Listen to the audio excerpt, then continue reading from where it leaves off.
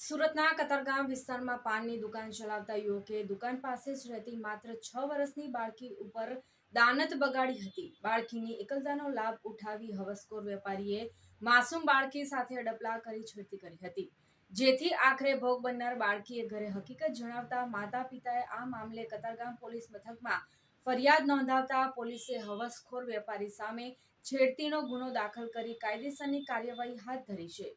તકનો લાભ ઉઠાવી બાળકીને દુકાનમાં બોલાવી હતી. કતારગામ પોલીસ પાસેથી મળતી માહિતી મુજબ કતારગામ વિસ્તારમાં પટેલ ફળિયામાં અંજની એપાર્ટમેન્ટમાં રહેતા જયેશભાઈ અમરાભાઈ ચૌધરી ઘર પાસે જ પાનની દુકાન ચલાવે છે.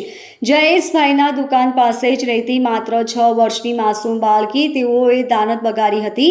ગત 26 મેના રોજ રાત્રે 8 થી 8:30 વાગ્યાના સમયગાળા દરમિયાન 6 વર્ષની માસૂમ બાળકી તેમની દુકાન પાસે આવી રહી હતી, ત્યારે જયેશે તકનો લાભ ઉઠાવી બાળકીને દુકાનમાં બોલાવી હતી. બાળકીના શરીર સાથે અડપલા કરી ચીમટાભરી છેડતી કરી હતી. માસૂમ બાળકીના શરીર સાથે અડપલા કરી ચીમટાભરી છેડતી કરી હતી, જેથી આખરે ભોગ બનનાર બાળકીએ ઘરે જઈ હકીકત તેની માતાને જણાવી હતી.